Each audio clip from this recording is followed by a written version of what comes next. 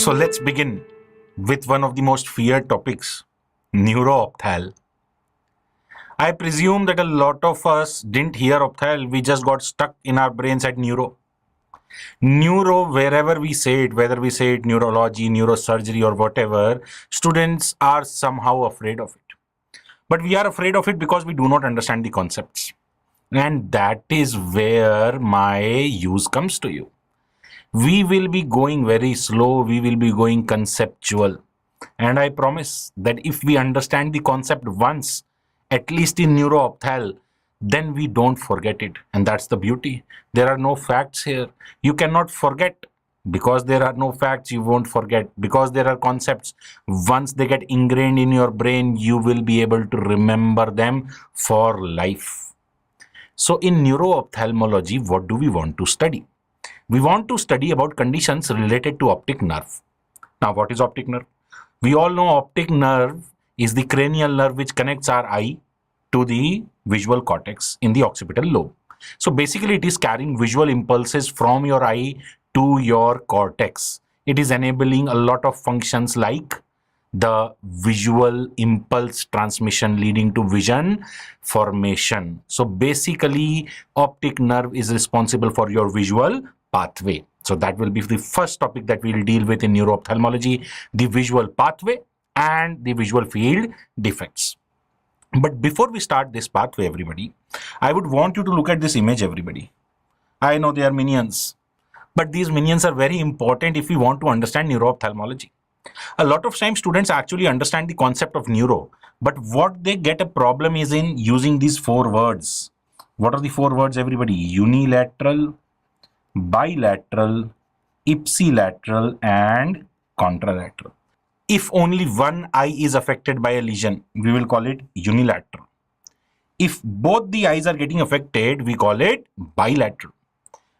In unilateral, everybody, if the same side eye is getting affected, then we call it ipsilateral.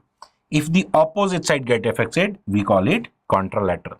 I know this is too basic, but I hope you understand it and you remember that these four words and the way we want to use them are very important when we are talking about neuroophthalmology. So let's begin with the discussion of the visual pathway. In the visual pathway, we want to be able to see the structures which are able to transmit the impulse from the retina to the cortex. So let's focus on this image. Let's focus that we are able to see both the eyes. This is my left eye and this is my right eye. Please understand that whenever we draw a pathway for our own self. That means our left eye, we are drawing the pathway towards the left side. Our right eye, we are drawing the pathway towards the right side. Now, in the left eye, everybody focus on the left eye. We will be able to see a moon-shaped structure, an incomplete layer of the eyeball. The only incomplete layer in the eyeball which is present only posteriorly, as we have read in anatomy, is the retina. So basically, we have shown the retina here. Through the retina, we have tried to show the nerve fibers. Now, the retinal nerve fibers, or the visual fibers here we'll call them, we have conveniently divided them into two parts. The blue color in the left eye are the temporal fibers. The red color in the left eye are the nasal fibers. Similarly, if you will see the right eye fibers have also been divided into two parts. The blue colored fibers are the nasal fibers and the red colored fibers are the temporal fibers. Now, all the fibers, they combine to form the optic nerve. All of us know optic nerve is the neural tissue which exits the eyeball. So the first part of the visual pathway is formed by the optic nerve. We will be able to see the left optic nerve on the left side and the right optic nerve on the right side. Now, just looking at the diagram, if I ask you which fibers are present in the right optic nerve, what we will say, everybody? See carefully. It's just saying by seeing. So in the right optic nerve, we are able to see that it is formed by the right nasal fibers, as you can see me tracing down, and the right temporal fibers. That means the right optic nerve comprises of the same side visual fibers. So I will say optic nerve comprises of ipsilateral, same-sided temporal fibers plus ipsilateral. Again, that means same-sided nasal fibers. Let's take a moment to understand if we haven't, everybody. This is very simple. This is the base, everybody. So optic nerve consists of all the fibers, that means the temporal and the nasal, but of the same side. That is why we say in simple language ipsilateral temporal plus ipsilateral nasal. I hope there is no confusion in this. Now, when we move down, everybody, the impulse further progresses. Now comes the important point to understand. Focus on the right eye temporal fibers, everybody, for me. Right eye temporal fibers. The right eye temporal fibers now being marked in green on the screen for you, everybody. They are coming down. They are coming down, forming a bend, but they are going down on the same side. Yes. But if we see the nasal fibers, everybody, now being marked in yellow, they are coming down, coming down, coming down, coming down, and they are crossing over to the opposite side, everybody. So what do we see if we see carefully, everybody? If we see carefully, we are able to see that the nasal fibers of both the eyes cross. The right nasal fibers go towards the left side. The left nasal fibers go towards the right side. This crossing over of the nasal fibers is called as optic chiasm. Chiasm means to meet, everybody. It's an English word. It means to meet. So when you're about to cross, you have to meet each other. But the point to remember, again, I will say the temporal fibers come down, they form a bend and go down on the same side. So if we say basically these nerve fibers are forming the human figure, they are coming from the top, the temporal fibers, then they are coming in, bending in as if it is your waist, and then they are going out again as if they are your hips, everybody. So come in, waist, go out, hips, but they do not cross each other. But the nasal fibers, they will come and they will cross each other, everybody. So please remember which fibers cross each other? Nasal fibers. So if asked, what is optic chiasma? A lot of students say optic chiasma is the crossing over of the optic nerves. That is absolutely wrong. I am again and again emphasizing optic chiasma is not the crossing over of the optic nerves. It is crossing over only of the nasal fibers of the optic nerve. So now if I ask you which fibers are present in the optic chiasma, what we will say? Both eyes, yes or no? Bilateral, nasal. They're crossing over, so it has to be bilateral. So optic chiasma consists of bilateral nasal fibers. As simple as that. I hope we are pretty clear here. Okay. Now, let's move further down. After the crossing over has taken place, the third structure which is formed, as you can see marked, is known as optic tract. Optic tract. Now comes the questions, which fibers are present in the optic tract? So again, let's focus ourselves on the right optic tract. Let's see which fibers are coming. See, I am marking these red fibers, everybody. So what are these red fibers? Right-sided temporal. In the right optic tract, we have right-sided temporal. So that means same-sided ipsilateral temporal. I hope we are clear about this. But if we see the other fibers, they are coming not from the right eye, they are coming from the left eye. Yes, why left eye? Because the nasal fibers of the left eye would have crossed over to the right side. So that means left side nasal fibers. Left means opposite, opposite means contralateral nasal. So these are the fibers which are present in the optic tract. This should be a poem to you, everybody. Ipsilateral temporal, bending down, coming down on the same side, contralateral nasal. Ipsilateral temporal, contralateral nasal. Ipsilateral temporal, contralateral nasal. You will realize it in a short while. Why is it a poem? So optic tract done. Now the fibers which are present in the optic tract, they relay into the next part. And the next part, as you can see, this white circular structure being made, we have called it lateral geniculate body.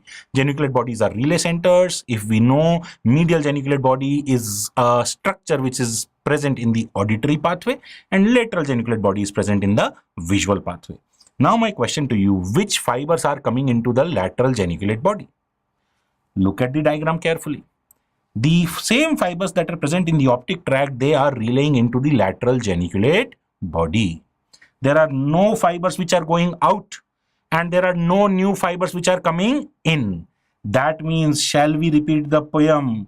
Ipsilateral temporal plus contralateral nasal. The same fibers which are present in optic tract are getting relayed into the lateral geniculate body. Now, after the impulse has been relayed into the lateral geniculate body, there is some sorting of visual impulse based on shape, size, form, etc., which lateral geniculate body does. After the sorting has been done, these visual fibers get reorganized as the next part. And what is the next part, everybody? Optic radiations. Now my question to you, if we can see this loop, everybody, these two red loops, these two blue loops here, what is these optic radiations? Which fibers are present in optic radiations? Again, everybody, nothing new coming in, nothing going out. So that means optic radiations also comprise of the same nerve fibers. The poem, everybody, ipsilateral temporal plus contralateral nasal fibers. Now, finally, the optic radiations will relay into the visual cortex. The visual cortex is primarily present in the occipital lobe, but some part is also present in the parietal lobe. So this is my visual cortex. Now, visual cortex right side again is getting the same fibers. Ipsilateral temporal plus contralateral nasal, everybody. So that is why this poem is important. If we see this, everybody, together, we will be able to realize that below the optic chiasm, the fibers in all parts of the visual pathway are the same. Ipsilateral temporal, contralateral nasal. And that's the beauty of it. You can remember it very easily. There are 6 parts, everybody, to the visual pathway, starting with the retina. Number 1, optic nerve, crossover optic chiasma, then forms the optic tract, ipsilateral temporal, contralateral nasal. Optic tract relays into the lateral geniculate body. From the lateral geniculate body, we have the optic radiations which relay into the visual cortex, and that is your visual pathway. Okay, now we know the visual pathway, all right. But what is the visual pathway doing? Visual pathway is responsible for giving us vision. Yes. So what is the correlation between our vision and the visual pathway? Let's see the top of the diagram now. At the top of the diagram, you will be able to see we have formed 2 horizontal ovals. What are these, everybody? These are our visual fields. Visual field of the left eye. That means if I close my right eye, whatever I can see is my visual field of the left eye. If I close my left eye, whatever I can see is my visual field of the right eye. So 2 separate visual fields have been drawn, have been marked, left visual field and right visual field.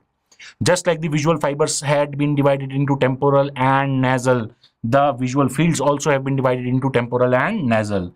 Outside temporal, inside nasal, outside temporal. I hope there is no confusion about this. Now, let's connect these two. I am making this arrow green here, everybody. I am making this arrow orange here. Very important 2 areas to understand the concept of the visual pathway and the visual fields and how they link each other. Focus on the green pathway, the green arrow. What does the green arrow try to tell us?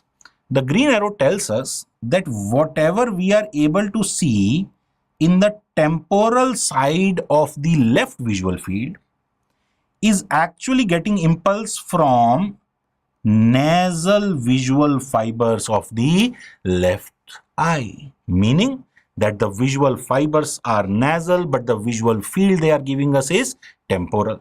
Similarly, if we see the orange, everybody, we are able to see that the nasal visual field is actually a function of the temporal fibers.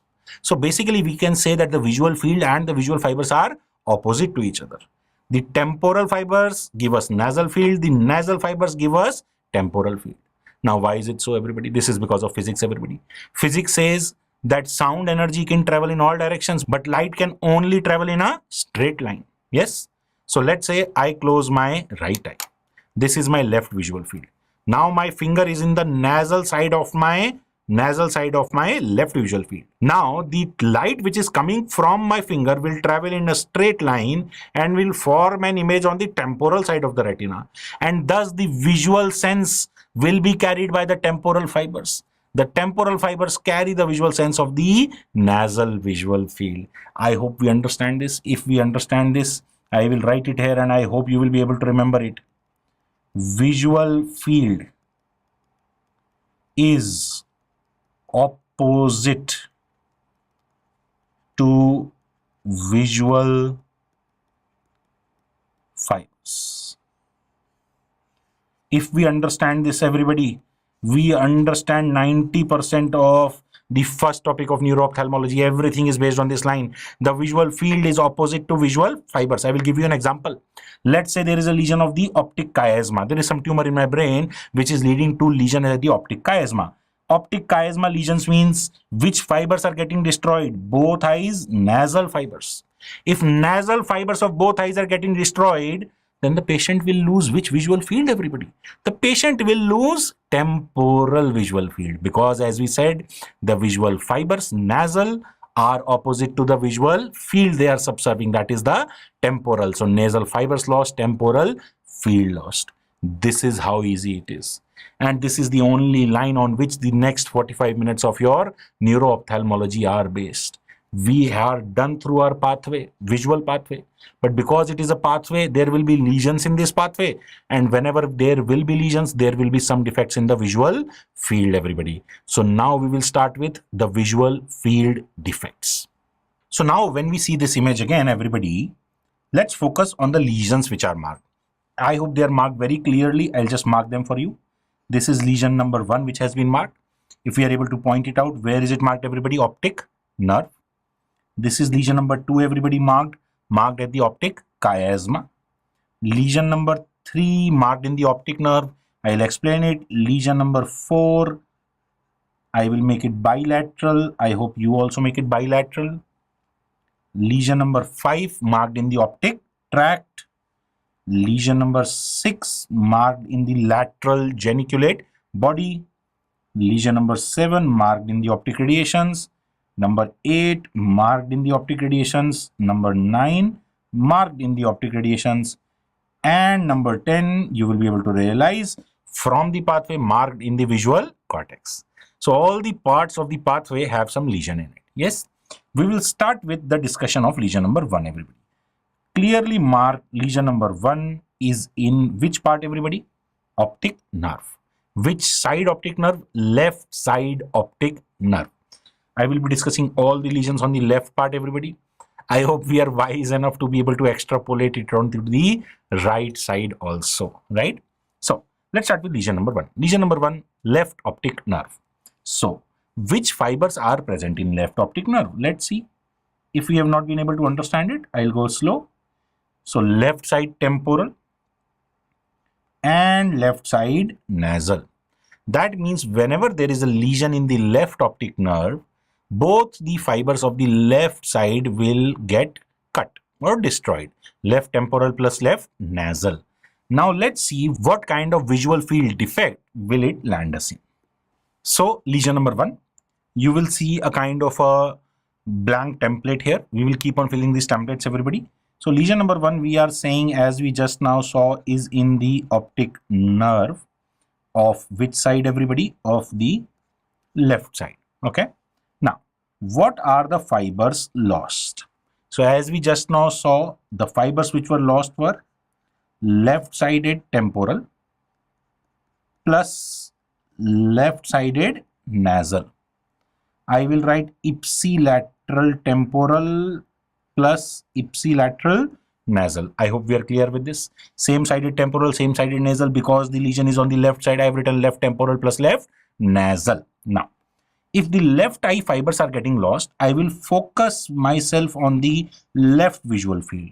You will see the two visual fields have been drawn here. The left visual field and the right visual field. I will draw a central line here, everybody.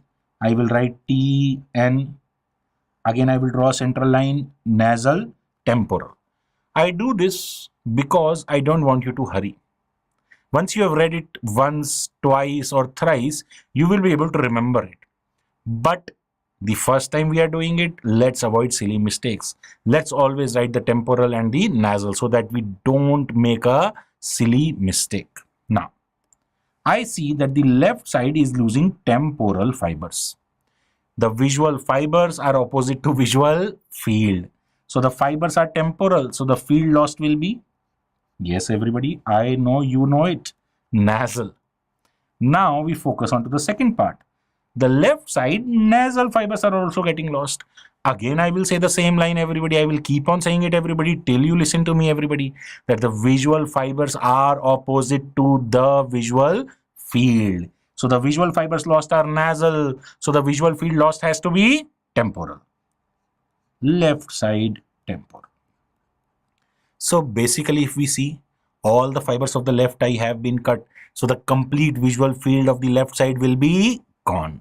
So I will call it what, everybody? I will call it left-sided anopia. Anopia means blindness. Left, I can write what, everybody? Ipsilateral. So I can say in short that optic nerve lesions lead to ipsilateral anopia. Avoiding the left and the right, everybody, optic nerve leads to ipsilateral anopia. I hope we are pretty clear about this. Yes, sirs? Okay. Now, if we are clear about it, I will give you a fact. The fact is that the earliest visual fibers affected in any optic nerve disease are macular fibers.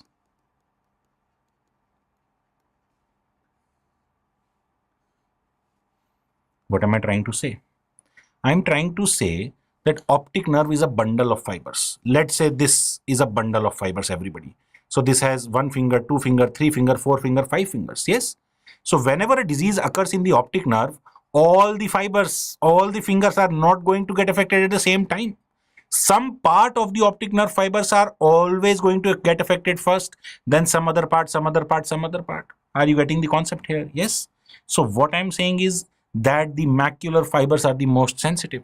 That means to any insult in the optic nerve, any disease in the optic nerve, the first fibers to be affected will always be the fibers that are coming from the macula. Now, all of us know macula subserves which vision, everybody? Central or peripheral? We have already discussed it in the anatomy. Yes, macula means the central vision. So now my question to all of you after this fact is, if I say 1A, a variation of the optic nerve lesion, earliest optic nerve lesion, that we know an optic nerve disease is occurring and we have identified it at the earliest possible time. Again, I'm saying left side. So my question now is, what are the earliest fibers lost or what are the earliest fibers affected? As just now explained, left side means ipsilateral. Which fibers will be affected, everybody? Macular fibers. Now, macular fibers subserve which visual field? We just now said central. So now the fundamental of temporal and nasal in this special case goes out of the window, and we say which visual field will be lost? The central visual field will be lost of the same side. So I will call it what, everybody? Left or ipsilateral central scotoma. Okay. So the earliest visual field defect seen in case of an optic nerve lesion will be ipsilateral central scotoma. Am I clear, everybody, here? Based on a simple fact I am telling you. Now, if we understand this, everybody, let's understand the meaning of the word scotoma. Scotoma basically is used to describe an area of blackness in my visual field. So the patient comes to me, the patient closes his left eye. From the right eye, the patient says, I can see everything, but in the center, I have a black spot. So I can't see anything from that central black spot. That means the patient is describing a scotoma to me, which is central in location. So that means the patient is describing a central scotoma, an invisible black area of your visual field. Okay. Now, if we understand this, let's do a theoretical question. A lot of times you will be asked, what are the causes of central scotoma? Just as a simple theoretical question, everybody. So if we understand, we are talking about an optic nerve lesion. I have said earliest lesion of optic nerve fibers will lead to central scotoma. So in a way, I am saying any optic nerve disease can cause central scotoma. I hope you understand this. If you don't, then let's make list. Earliest lesion, central scotoma. cause is optic neuritis. One of the important causes of central scotoma is optic neuritis. Please remember that the most common cause of optic neuritis as a disease is multiple sclerosis. This is important because a lot of times in the options you will not see optic neuritis written. You will instead see multiple sclerosis written. So they are trying to imply optic neuritis via multiple sclerosis. The second cause of central scotoma is hereditary optic neuropathy. Optic neuropathy means optic nerve disease. Hereditary means inherited. We will discuss it later on in detail. Third, toxic / nutritional optic neuropathy.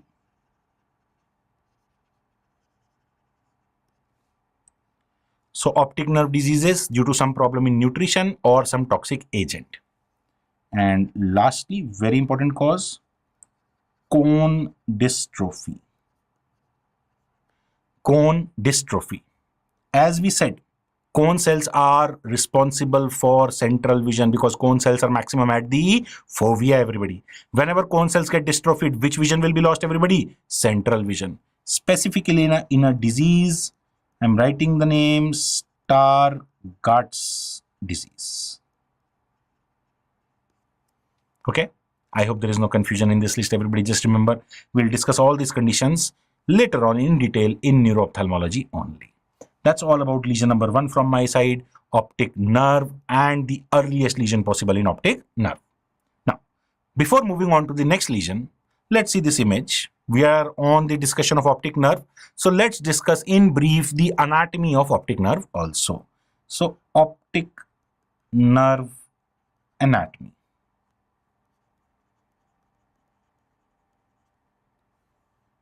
Okay, what do we know about optic nerve? We know that optic nerve is a cranial nerve and it is a collection of axons of retinal ganglion cells. So basically, in crude sense, if we say what is optic nerve, it is a collection of all the nerve fibers that are coming from the retina.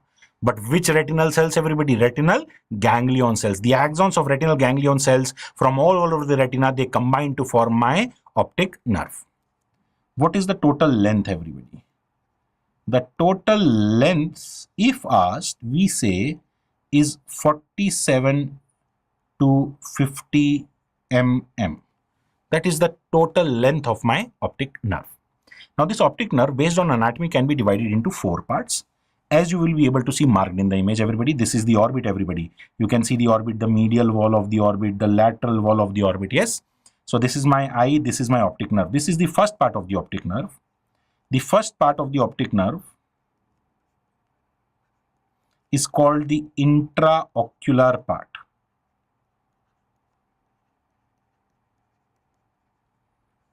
Intraocular part, or I can simply call it the optic disc. Go back to the anatomy. Remember, everybody, the 3 parts of the retina that we have discussed, everybody. The first part was optic disc. So optic disc is nothing, as I explained there also, but the first part of the optic nerve, the intraocular part of the optic nerve. This is the smallest part. It is only 1 mm in length. Okay, everybody. Length is 1 mm, but what is the diameter of optic disc? 1.5 mm. So the diameter of optic disc is 1.5, but the length is 1 mm, smallest part of the optic nerve. Now, let's see the second part. In the image, we will be able to see that this large part, everybody, is the second part. Where is this large part located? Within the orbit, everybody. So that is why this second part gets the name intraorbital. This second part gets the name intraorbital. Now, very important point that this is the longest part. As can be seen in the image also, this is the longest part. It measures around 25 to 30 mm. The second important point about this intraorbital part is that the optic nerve in this part acquires myelin sheath. So now you can answer one physiology question also here. Is the optic nerve myelinated or non-myelinated? Optic nerve is myelinated. But which part does myelination get acquired? The acquiring of myelin sheath occurs in the second part, that is the intraorbital part. So if somebody asks you, is optic disc myelinated? No, optic disc is non-myelinated. Okay, everybody? Acquires myelin sheath. When it acquires myelin sheath, the diameter will obviously increase. Yes, the optic nerve will become thicker, mota. It will become 3 to 4 mm in diameter. Now, another important point about the intraorbital part is that the central retinal artery, short form CRA, and the central retinal vein, CRV, everybody, they enter into optic nerve by piercing inferomedially.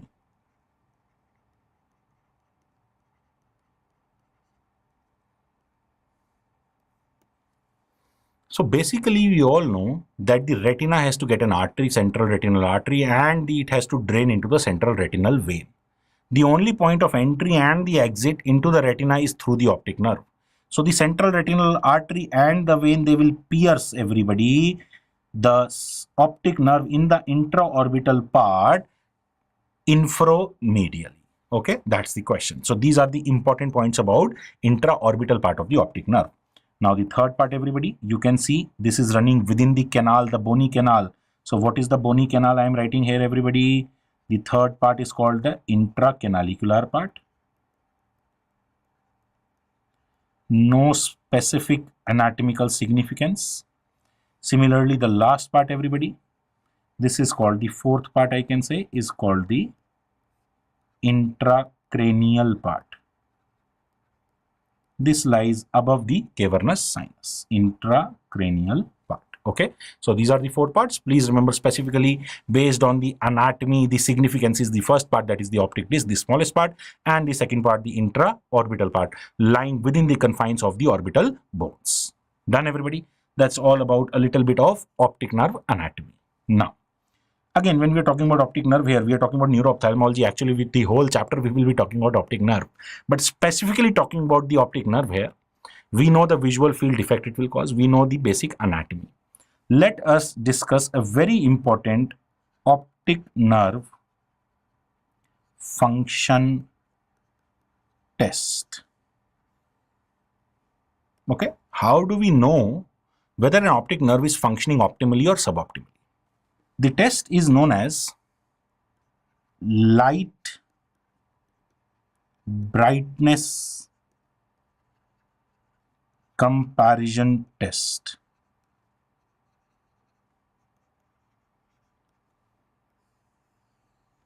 Light brightness comparison test. What do we do in this test, everybody? Light is shown in each eye using an indirect ophthalmoscope.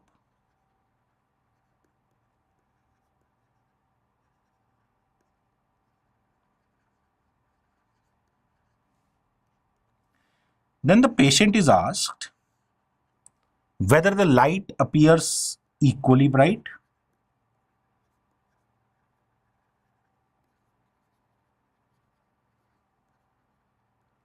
in both eyes,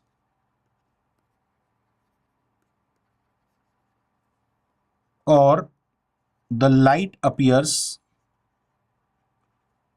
dissimilar. Dissimilar basically means different. Dissimilar in brightness. I hope you understand both the scenarios. I am shining light into one eye and then I am shining light into the other eye, and I am asking the patient to perceive the brightness of light, everybody. Yes? If the light appears equally bright in both the eyes, then I will say both optic nerves are normal.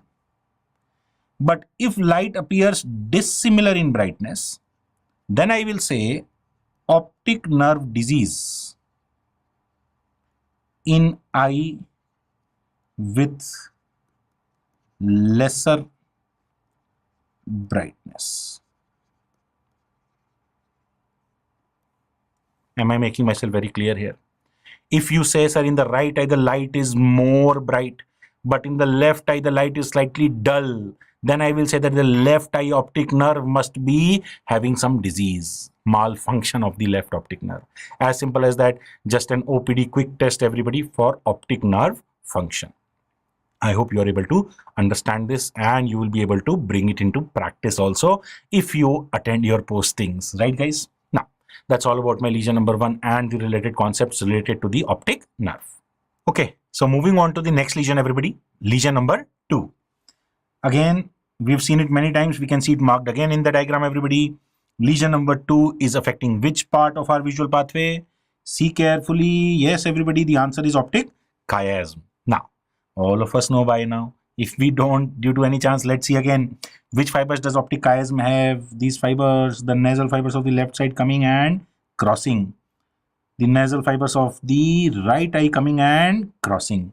That means which fibers are getting lost? Both eye nasal fibers. If I show it to you right here, right now, everybody, it will be a cakewalk. The nasal fibers are subserving which visual field? Temporal. The nasal fibers of the left eye are subserving which visual field? Left eye, temporal. So basically what will occur? Both eye temporal visual field will be lost. Yes, as simple as that. Let's draw it in our template, everybody. Number 2. So where is lesion number 2, everybody? Optic chiasm. Left chiasm or right chiasm? Left? Right? I know, it's foolish question. Optic chiasm is only central. There is no left or right. Yes. So what are the fibers lost? The fibers lost are bilateral nasal. Okay. So again, as I said before, we will draw 2 lines. We will write temporal, nasal, nasal, temporal. As we just now saw, both eyes, which fibers are getting lost? Nasal. So that means which visual field will be lost, everybody? Temporal in the left eye and temporal in the right eye. I hope you understand. I will again say the fundamental. The visual fibers lost are opposite or will be opposite to the visual field lost. So the fibers lost are nasal. So in both eyes, we are losing which visual field, everybody? Temporal. So this is how the patient will be having a visual field. What will we name it, everybody? What will we name it? Bitemporal. Bi because both eyes, temporal because temporal side. Hemianopia. Bitemporal hemianopia. Bi because bilateral, temporal because bilateral, which side? Temporal. Hemi because both eyes half visual field is getting lost. Bitemporal hemianopia. That's the common name, everybody. BTHA, short form if I write it. But this can also be known by another name. What is that name? We can also call this visual field defect as heteronymous hemianopia. Heteronymous hemianopia. Now, what do we mean by heteronymous hemianopia? Everybody understands now again, I hope. So, what do we mean by heteronymous? See, focus on the English, everybody. In English, we know there are 2 words, hetero and homo. Homo means something which is same. Hetero means something which is different. So what are we trying to say? That the visual field loss in both the eyes is different. How? Sir, the visual field eye lost in both the eyes is temporal. So shouldn't it be same? Shouldn't it be homonymous hemianopia? Good question. But the answer is wrong. No, it is not homonymous. Why is it not homonymous? Let's understand. We are not talking about temporal and nasal here. We are talking about which side. So this is my left visual field. This is which side of left visual field? Left side. This is which side? Right side. This is your right visual field. Left side of right visual field. Right side of right visual field. Now if we say which side is getting lost? In the left eye, left side getting lost. Look at my hand. In the right eye, right side getting lost. So the patient is coming to me and saying, sir, from the left eye, I cannot see towards this side. From the right eye, cannot see towards this side. So from both eyes, I cannot see towards opposite sides. This side and this side. See the hands, where are they going? That is why this is called as heteronemous hemianopia. I hope I'm pretty clear in this explanation here. There is no confusion about this, everybody. Yes? So now comes the question, everybody. Heteronemous hemianopia or bitemporal hemianopia is caused by lesion of optic chiasm. Okay. But what are the causes of bitemporal hemianopia? Is it something which is rocket science? No. See, the causes of bitemporal hemianopia have to be causes which somehow are causing lesion of the optic chiasma. Optic chiasma is densely plaqued somewhere in my cortex, everybody. Yes? So anything, any tumor, any condition which can compress my optic chiasma can lead to destruction of bilateral nasal fibers and thus can lead to bitemporal hemianopia. So in effect, if you understand, when we are discussing the causes of bitemporal hemianopia, we are actually discussing somewhere the anatomy, the anatomical relations of optic chiasm. Okay. So how to remember the causes of bitemporal hemianopia? There is a mnemonic which is written on the screen for you. We say buy, kharido, buy, yes. Buy for bitemporal hemianopia, 3 PC. PC means personal computer, and AC air, everybody understands, air conditioner. Okay, everybody. So go to the market and buy 3 PC and AC. That's a simple way to learn the causes. Now, what is 3 PC and AC? Let's see.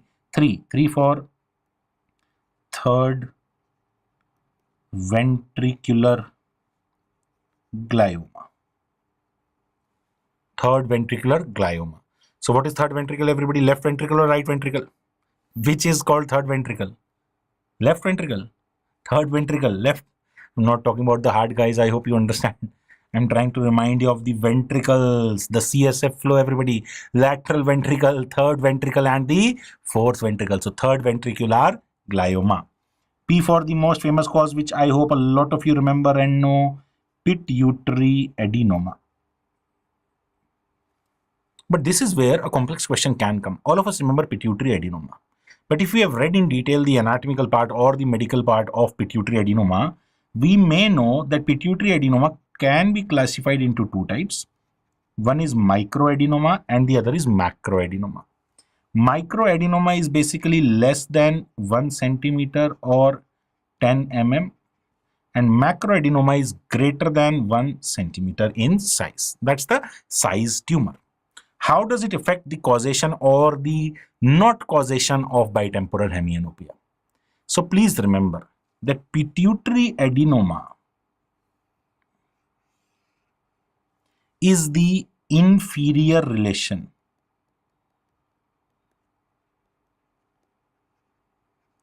of optic chiasma.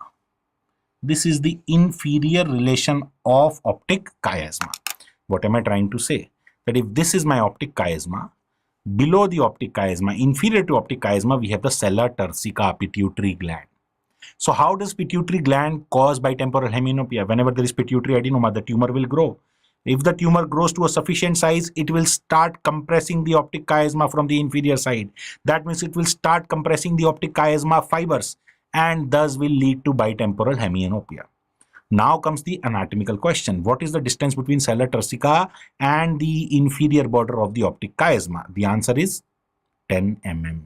So what am I trying to tell you here, everybody? That if it is a microadenoma, even though there is a pituitary gland tumor, but because the microadenoma is less than 10 mm, it is not able to compress or touch the optic chiasma. Are you able to see, everybody? Yes. So even though there is a tumor, it is not touching the optic chiasma, so it will not cause bitemporal hemianopia. So just the fact that you have pituitary adenoma does not mean that you have bitemporal hemianopia. You will have pituitary macroadenoma. Macroadenoma means greater than 10. That means it will compress my optic chiasma and thus it will lead to bitemporal hemianopia. So I hope what I am trying to tell you here. So microadenoma does not cause it. Only macroadenoma causes bitemporal hemianopia. And very important question, the inferior relation of optic chiasma is pituitary adenoma or sella turcica. Okay. Now moving on. C for craniopharyngioma. Craniopharyngioma is a tumor which occurs in the rudimentary structure called as Rathke's pouch. Now, Rathke's pouch is which relation, everybody? Again, a very important question. So, Rathke's pouch is the superior relation, anatomic superior relation of optic chiasma. Again, a very important point to remember. So, Rathke's pouch hangs over the optic chiasma. If the tumor grows, it comes and compresses the optic chiasma from the superior part and thus leads to bitemporal hemianopia. Moving on, everybody. A for anterior cerebral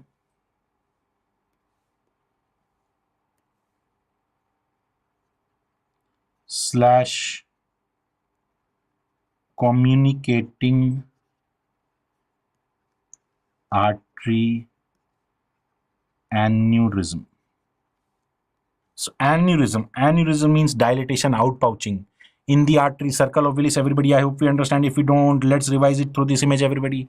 So this is my circle of Willis, middle cerebral artery, branch anterior cerebral artery, branch anterior communicating. So this anterior cerebral and anterior communicating are present anterior to my optic chiasma. So whenever there is a dilatation, especially in the anterior communicating artery, everybody, this dilatation will lead to compression of the optic chiasma and thus can cause bitemporal hemianopia. Also see carefully, everybody, that the optic tract, this is my optic chiasma, this is my optic tract. Optic tract is crossed over by the posterior communicating and the posterior cerebral arteries. Everybody, this will come like this. Am I absolutely clear? Okay.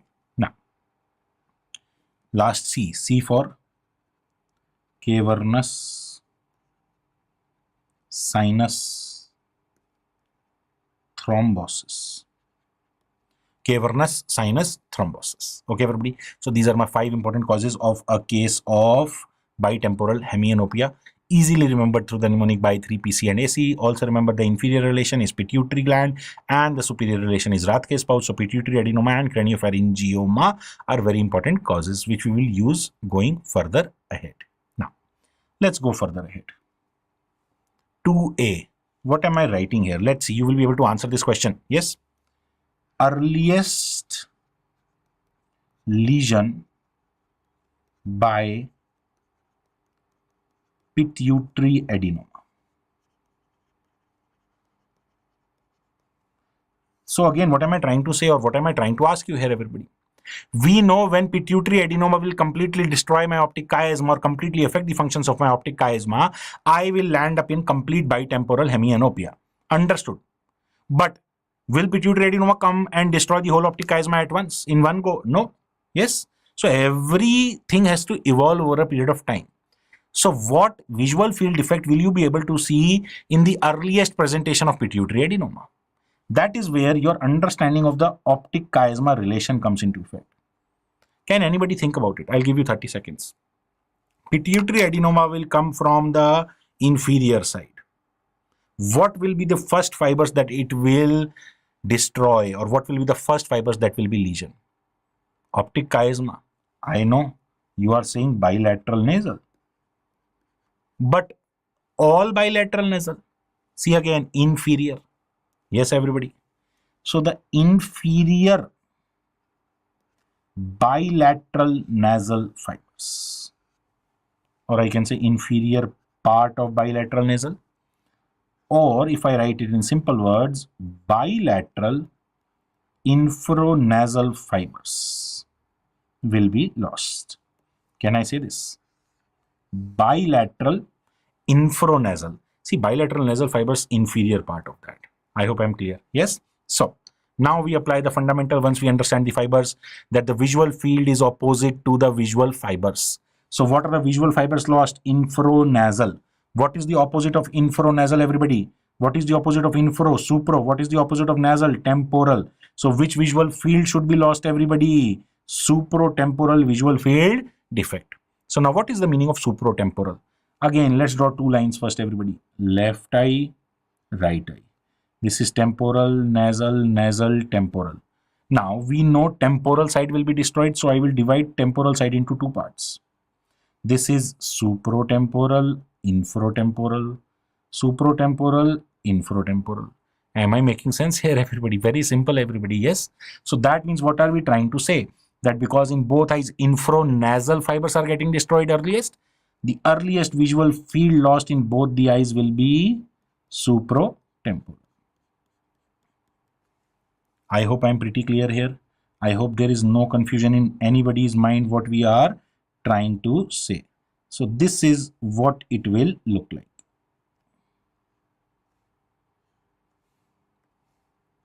Okay, guys. Now, what will be the name we will give it, everybody? We will call it bitemporal, obviously. But with bitemporal, we will introduce one word. Which side of bitemporal? Superior. Bitemporal superior. Will I call it hemianopia? Is it half? No. It is 1/4. And 1/4 is known as what, everybody? We all know, quadrant. So, bitemporal superior quadrant anopia. That is the name for this visual field defect. Am I absolutely clear about this, everybody? No confusion in this? Now, let's move on to the next variation, everybody. Lesion number 2B. If you're smart enough, you already understand the question I'm going to ask you, everybody. What is the earliest lesion of craniopharyngioma? Just like pituitary adenoma, we want to remember the relation. The relation, instead of being inferior, is now superior. That means what are the earliest fibers lost? So the earliest fibers lost are superior part, yes, of bilateral nasal, or as I would like to say, bilateral supranasal fibers. Okay, am I correct here, everybody? Bilateral supranasal, am I correct here, everybody? I hope I am. So if supranasal is lost, what will be the visual field will be lost? Superior ka ulta, inferior, nasal ka ulta, temporal. So what I need to draw is simply infratemporal. If you understand it, it's just the opposite of pituitary adenoma. That is why I've just gone a little quick in this. Is it infratemporal in both the eyes? Yes. So what should be the name, everybody? The name should be bitemporal inferior. Okay, instead of superior, the word comes inferior. And again, I will call it quadrant anopia. Okay, I hope we are pretty clear here that whenever the complete optic chiasma is getting destroyed, we have bitemporal hemianopia. But if pituitary adenoma comes, what part will be lost first? Because pituitary is an inferior relation, supratemporal will be lost first. If craniopharyngioma comes, everybody, it is superior relation, so infratemporal will be lost first, and then it will progress on the opposite sides, everybody. I hope we're pretty clear about optic chiasma. A lot of questions get asked on the causes as well as on the lesion itself. Moving on, everybody, we will move on to the next lesion now. Lesion number 3. Now again, you will be able to see lesion number 3 marked on your screen, everybody. My question to all of you is, where is lesion number 3? Is it in the optic chiasma? No, optic chiasma was number 2. Is it in the optic nerve? Optic nerve, we have already read lesion number 1. But lesion number 3 also looks like optic nerve, everybody. Can I say so? Yes, it does. But if I see it carefully, it is in the proximal part of the optic nerve, near the optic chiasma. So basically, we say number 3 is a rare lesion, and it is at the junction of the optic nerve and the optic chiasma. Where the optic nerve is ending, everybody, this is my optic nerve and this is my optic chiasma. So at the junction of optic nerve and optic chiasma. Okay, everybody. What is so special about this? Let's understand this first and then we will read it in detail. Now, what have we read till now in simple diagram if I draw it? Temporal fibers come down, form a bend like your waist, and then they go down like your hip, like human figure. And the nasal fibers cross each other. This is what we have read. Optic nerve, optic chiasma, optic tract. But this is a simplified version of how actually the fibers are. The fibers actually are not like this. I know, exceptions to everything in medicine, right? So how are they, everybody? Temporal fibers are same, everybody. They come down, form a bend and go down on the same side. But the nasal fibers, everybody, get divided into 2 parts. Sir, what do you mean to say? Let's see. So these are my supranasal fibers. These were my temporal fibers. This is my right side. This is my left side pathway. Supranasal fibers are very simple. They come down, cross, go down on the opposite side. But the infranasal fibers say, we don't want to be regular fibers. We want to do something new. So what new do they do? Let's see. Infranasal fibers come down, come down, come down, come till the center of the optic chiasm.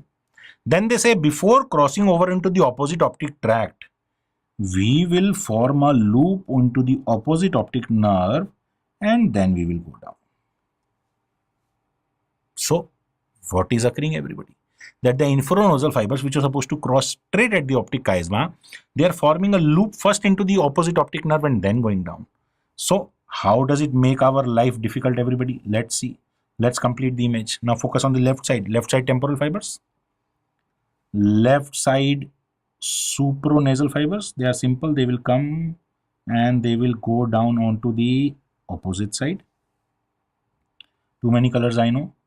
And these will be my infranasal fibers of the left side. They will come, they will form a loop and then they will go down. Okay. So now let's see how complicated does it become and how to make it easy. Now where is lesion number 3?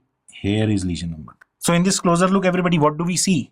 We see that the lesion number 3 is affecting which structures, everybody? Let's see. It is affecting left side temporal fibers. Can you see?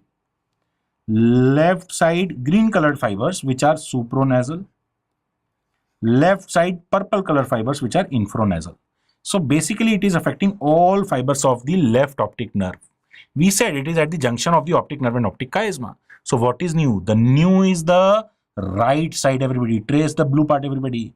So it is destroying all the fibers on the left side plus the opposite, that is the right side infranasal fibers. Can you see, everybody? Can you trace these blue fibers again, everybody? Let's trace. Can you trace these, everybody? I am coming, I am coming, I am coming, and I am forming a bend. According to our simple concept, these fibers should not have been affected. So these are the peculiarity. These are the new fibers which will be affected in lesion number 3, everybody. I hope I'm pretty clear, everybody. Okay, so let's move on, everybody. Back. Now, let's see lesion number 3.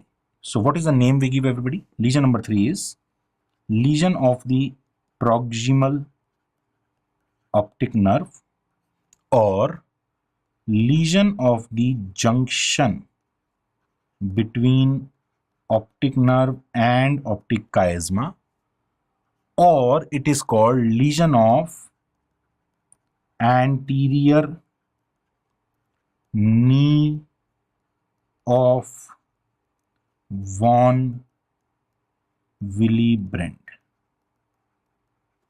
Okay, everybody. Why is it called anterior knee of von Willebrand, everybody? If we are able to see, everybody, again this blue bends in a way that it looks as if it is your knee which is bent, everybody. I hope we understand this. If we don't, let me give you a visual.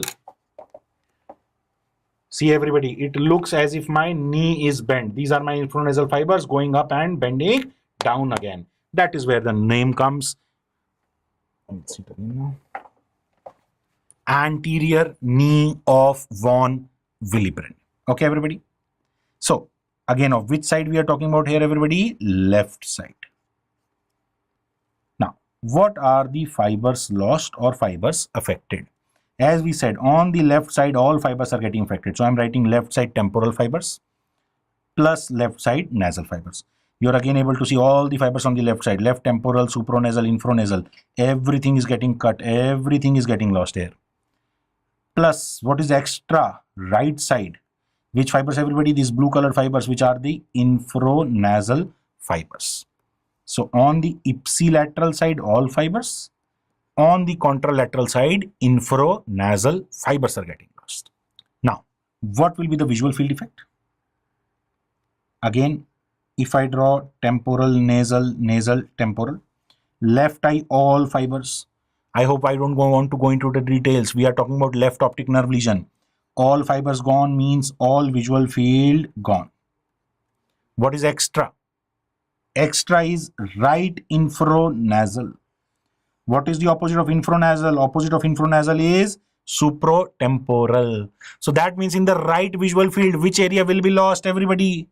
Supratemporal. So this is the additional difficulty here, everybody. So along with the optic nerve lesion, that is lesion number 1, due to the lesion being at the junction of the optic nerve and the optic chiasma, the additional infranasal fibers are getting lost, and due to that we are getting this contralateral supratemporal quadrant anopia. So if I say this is basically ipsilateral anopia plus contralateral supratemporal quadrant anopia, QA in short. But nobody is going to ask you this bigger name, but you should be able to understand this bigger name. If somebody is going to ask you a simple name, they are asking what is this visual field effect called as? So this is called as junctional scotoma. This is simply called as junctional scotoma because it is due to lesions at the junction of the optic nerve and the optic chiasma, everybody. I hope we understand this. The most common cause of junctional scotoma is meningioma. Rare cause, rare site, rare clinical presentation. Anterior of von Willebrand proximal optic nerve or the junction of optic nerve and optic chiasma. I hope we are very clear with lesion number 3. Moving on to lesion number 4, everybody. If we see it carefully, in the initial beginning also I had said lesion number 4 is always bilateral. All the other lesions we are discussing on the left side, everybody, but number 4, whenever it will occur, will be bilateral. Okay, it is marked on your screen. My question to all of you, where is lesion number 4? Which part of the visual pathway? Optic nerve? No. Optic chiasma? Optic tract? Optic chiasma, yes, but not the central main part of optic chiasma. It is the lateral part of optic chiasma. So if we see which fibers are present in lateral part, everybody. See, everybody, temporal fibers of the right eye, temporal fiber of the left eye. Temporal fiber, because it is bilateral, both eyes, temporal fibers are getting lost. Let's apply the fundamental. Visual fibers are opposite to visual field. So lateral optic chiasm. What are the fibers lost? As we just now saw, the fibers lost will be bilateral temporal. Also remember, everybody, that this lesion is always bilateral. So we are not saying left side or the right side. Now, again, I'll draw a central line. I know you're bored of it, but this is important not to make silly mistakes. As I said earlier also, the fibers lost are being bilateral temporal. So the visual field lost will be in both eyes. Visual field opposite to visual fibers. That means the answer will be yes, nasal. Nasal visual field is lost in both the eyes. So what will be the name that we'll be giving it? We will be calling it simply binasal hemianopia. Okay. Binasal hemianopia, guys, please remember, is the rarest visual field defect that we get to see. What are the causes of this, everybody? 2 important causes that we need to remember. The first important cause that we can remember is hydrocephalus or hydrocephalus. And the second important cause is primary empty sella syndrome.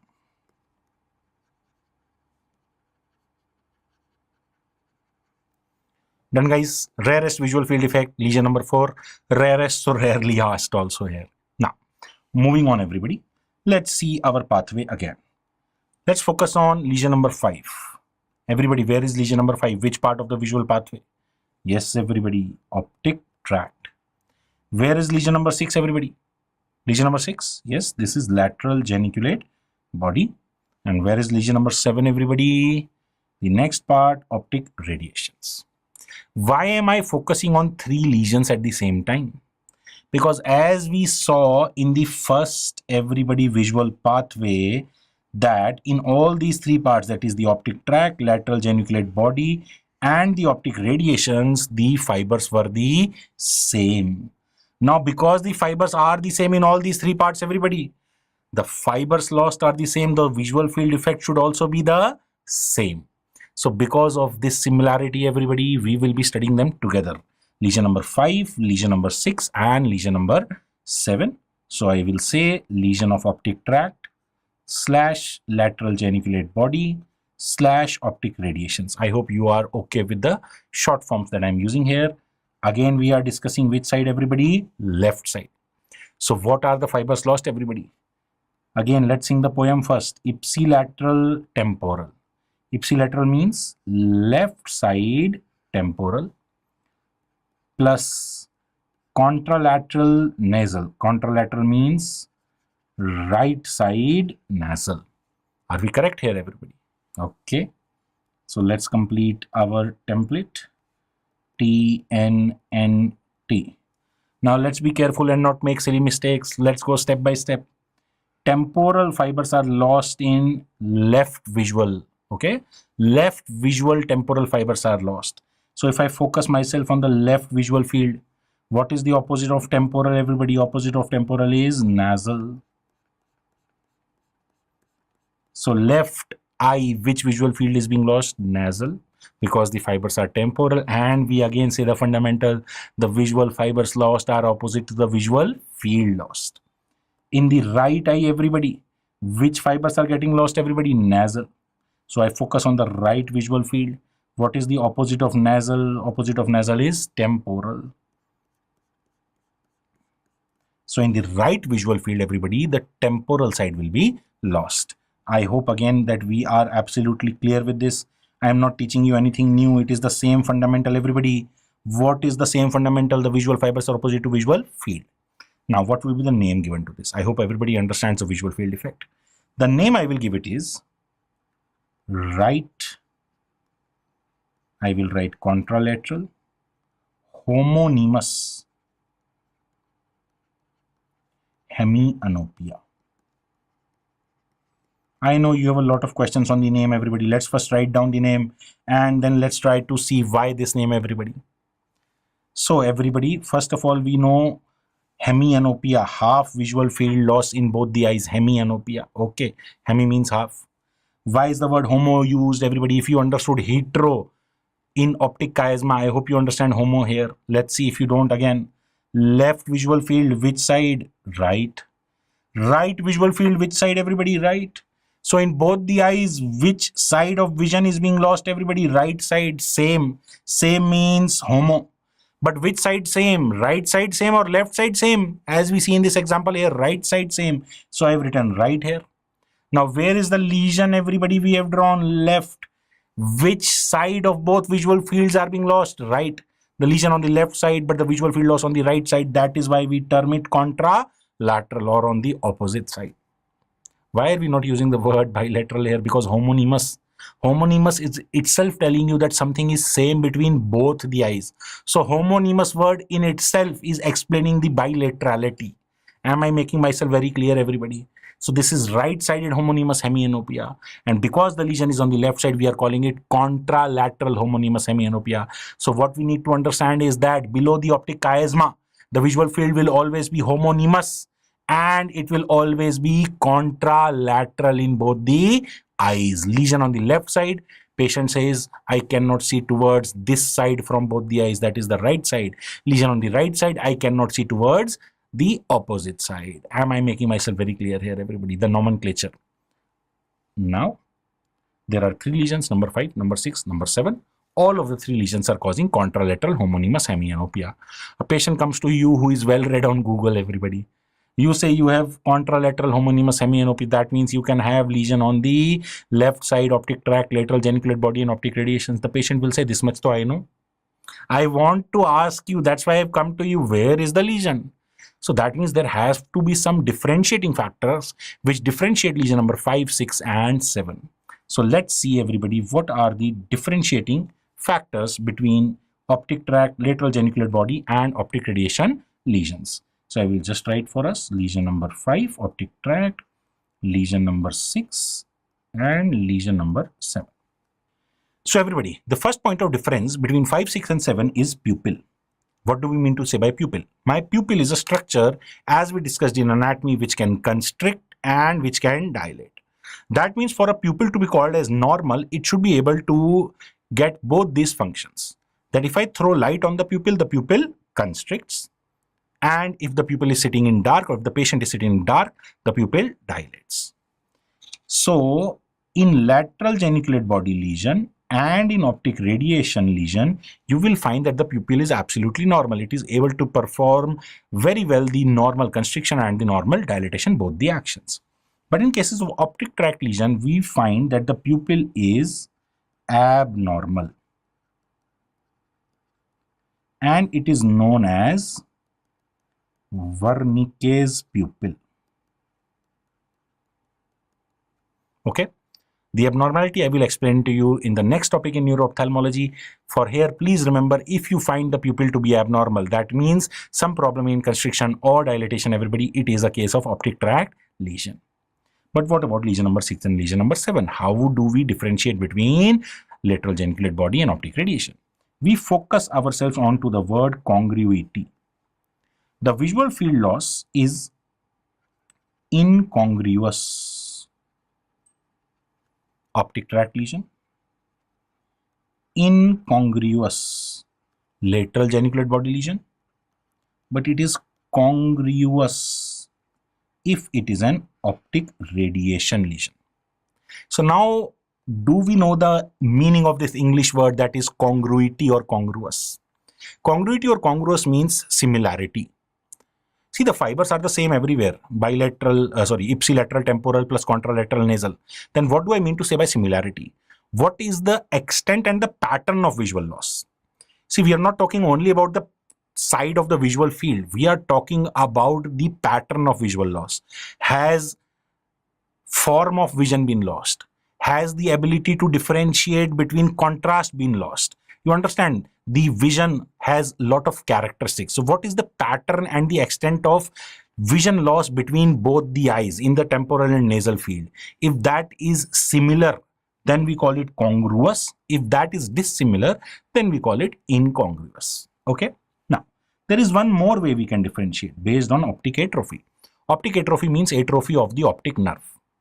Optic nerve, as we know through physiology and anatomy, or through our lecture on retina, that optic nerve is our third order neuron. Optic nerve, relaying optic chiasma, optic tract, lateral geniculate body.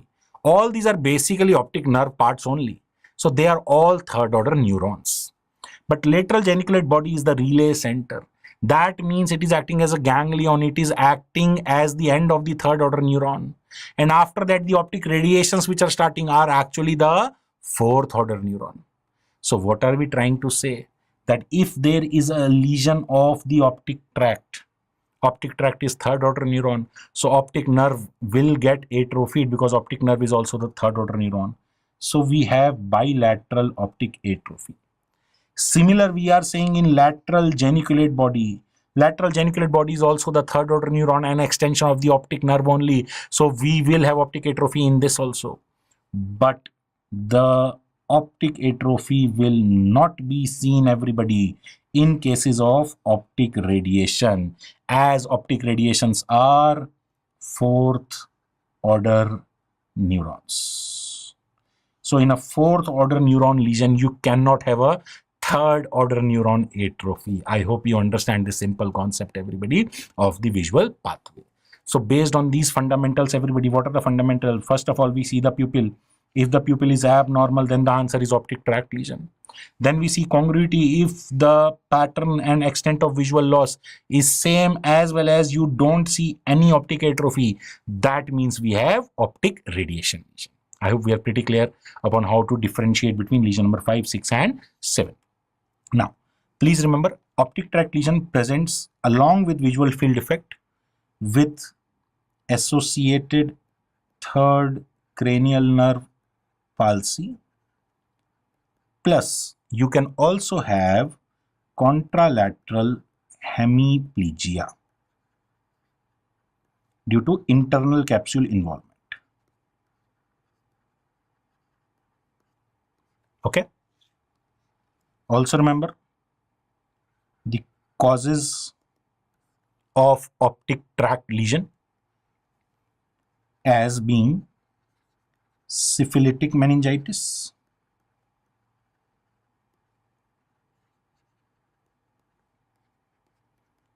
tubercular meningitis and posterior cerebral artery aneurysm.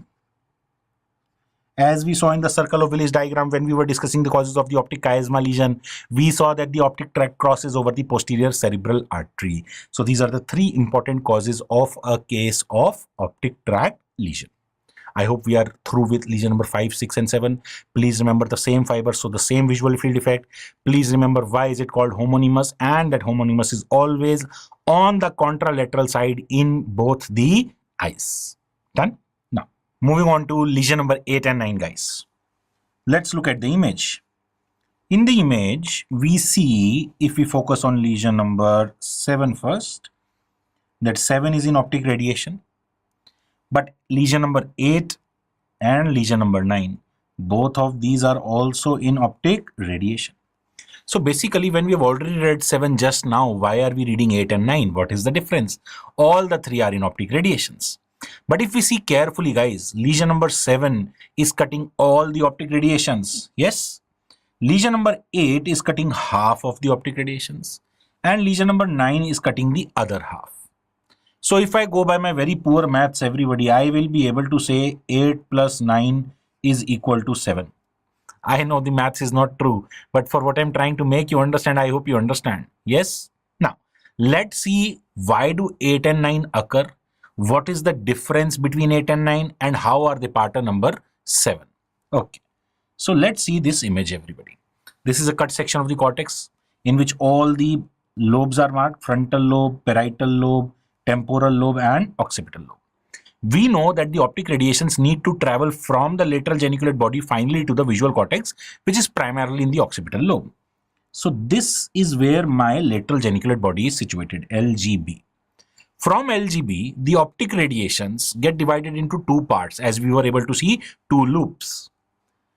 The first part, everybody, the red colored part that you can see here, I call them the superior optic radiations.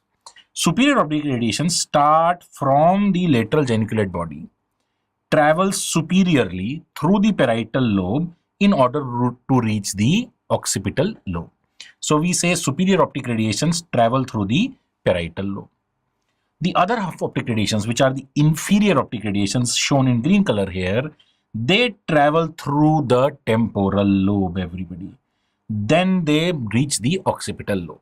So we say the optic radiations are divided into two parts: the superior optic radiations passing through the parietal lobe and the inferior optic radiations passing through the temporal lobe. Yes? Now, can you understand this image? If you can't, then let's rotate this image and see, everybody. If I rotate this image 90 degree, everybody, does it look like a part of your visual pathway now? This is your lateral geniculate body, everybody. From the lateral geniculate body, these are your optic radiations going to the occipital lobe. So I hope you understand it is just a different orientation. Am I clear here, everybody? So optic radiations are of two types, we can say: superior optic radiations and inferior optic radiations. So which fibers are present in superior optic radiations? I will say superior part of ipsilateral temporal plus contralateral nasal. Am I clear? Or in inferior optic radiations, what is present, everybody? Inferior part of ipsilateral temporal plus contralateral nasal. Am I making myself very clear? See, at last these are optic radiations, so the fibers remain ipsilateral temporal plus contralateral nasal. It is just the superior part of these fibers or the inferior part. I hope you have been able to wrap your head around this. If yes, let us try to solve lesion number 8 and then see. Okay. So I will say lesion number 8 is of superior optic radiations, or I will say optic radiations passing through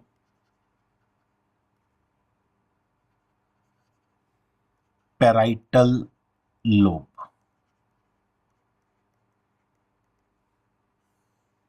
Okay.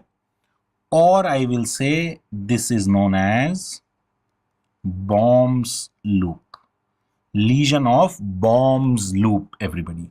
So the superior optic radiation which pass through the parietal lobe have been given a specific name, Bohm's loop.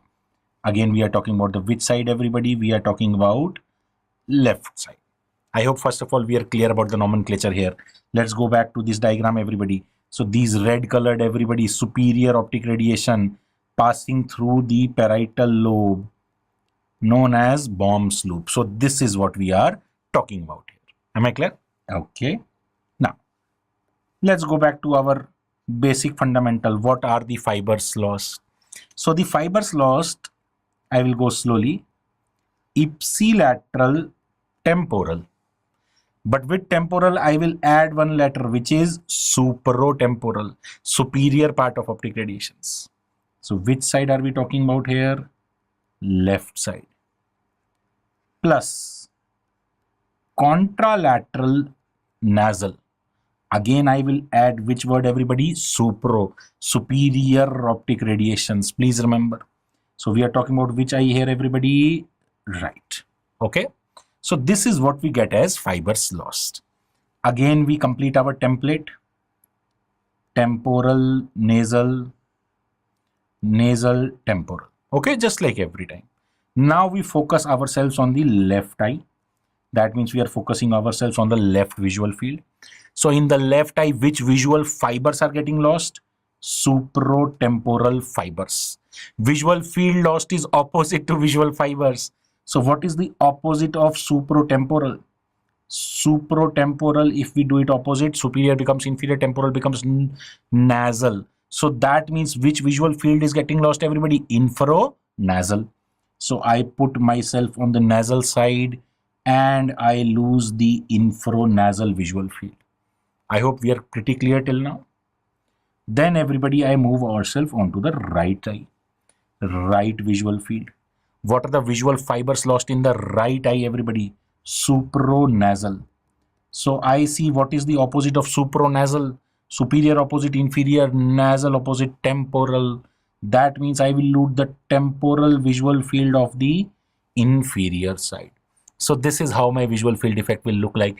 You don't need to learn it again and again. I have said you don't need to learn it. I just told you a simple fundamental. Find out the fibers, do the opposite, you find out the visual field, everybody. As simple as that, everybody. Now, does it look homonymous, everybody? Yes or no? Both eyes have lost the visual field towards which side, everybody? Right side. Yes or no? Where is the lesion? Left. Contralateral. Which side, everybody? Superior or inferior? Inferior. Homonymous? Yes, obviously it looks same. And instead of hemianopia, I will write quadrant anopia. I hope we are clear about this, everybody. Yes or no? Right-sided inferior homonymous quadrant anopia. It has to be homonymous. Why does it have to be homonymous? Because the lesion is below the optic chiasma. It has to be contralateral in both eyes because again the rule says whenever there is a lesion below the optic chiasma, the visual field effect will be homonymous and it will be in the contralateral side in both the eyes. The only fundamental, if we want to take as a quick note, everybody, we can say because the lesion is in the superior part of optic radiations, the visual field lost, which is homonymous, is what, everybody? Inferior. Or if we say it is popularly known as pie on the floor. I know that you have heard this name, everybody, and I know now that you know why is it called pie on the floor. 1/4 looks like a pie, everybody, and it is inferior, so it is called pie on the floor. I hope we are pretty clear about this, everybody. So Bohm's loop lesion, superior optic radiation will lead to lesion in the inferior part, pie on the floor, everybody. Now, it is a parietal lobe lesion, everybody. Yes or no? So let's say there is a tumor in the parietal lobe. So obviously it is causing a visual field effect based on the orientation of the optic radiations. But along with pie on the floor, you will get other clinical features also because you will get some kind of cerebral cortical lesion features. Yes, so parietal lobe lesion leads to what, everybody? It leads to agraphia, acalculia, agnosia, apraxia. Okay. Inability to write, inability to do mathematical calculations, all these kind of clinical features which are a part of parietal lobe disease. Why is it important to remember this? Maybe the examiners ask you a flipped question. They say a patient is experiencing acalculia, agraphia. Which of the following visual field defects can be expected to be seen in the patient? So not normally they are asking you an ophthalmology question. They're asking you a medical question, and based on that, they're asking you to find out a ophthalmological manifestation. Okay, so we need to be aware, everybody. It is just about linking in our heads what we read in medicine to ophthalmology, what we read in anatomy to other subjects, everybody. So interlinking, we are doctors, we have to read 19 subjects. Yes, they are 19, but for us, at last, the knowledge assimilates as a single knowledge, everybody. Please. Now, lesion number 9, everybody. If we understand lesion number 8, lesion number 9 should be a quick walk, everybody. So we say now inferior optic radiations, or we say, everybody, optic radiations which are passing through temporal lobe. Please note, I am not saying temporal fibers, I am saying temporal lobe of the brain, or these are famously called as Meyers's loop. So please remember this name, Meyers's loop, everybody. Again, we are discussing lesions on which side, everybody? Left side. I hope you've been able to understand it. If not, let's go back to the diagram. See the green colored fibers, everybody, passing inferiorly through the temporal lobe, and these are called as I just now said, I'm repeating again, Meyers's loop. So we are discussing now the lesion of Meyers's loop. Now, going back to our lesion number 9. Now it should be easy for you, everybody. What are the fibers lost? So again, I will say ipsilateral temporal, but instead of temporal, I will introduce the word inferior, because we are talking about the inferior part of the optic radiations. That means in the left eye, we are talking about infratemporal fibers, plus contralateral nasal. Again, I will add inferior. I hope you don't mind now. So right side infranasal. Let's complete our template once again. I know it's boring, I know, but it is helpful at last. That's why we are doing it, guys. Okay, so let's focus on to the left eye here, everybody. Left visual field. So what are the visual fibers being lost in the left eye, everybody? Infratemporal. So we want to do the opposite of infratemporal. That becomes supranasal. So I fixate myself on the nasal side and I go superiorly. So this part of visual field will be lost. Supranasal. Then I move towards the right eye, everybody. Right eye, which fibers are lost? Infranasal. I do the opposite of infranasal and I get supratemporal. So I look on the temporal side and I lose the superior side. So what do I see again, everybody? I see it is similar, homonymous, everybody. It is homonymous quadrant anopia, but instead of inferior homonymous, it is just superior homonymous. Is it right side in both the eyes? Yes, everybody. So again, my name becomes right-sided. Contralateral superior homonymous quadrant anopia.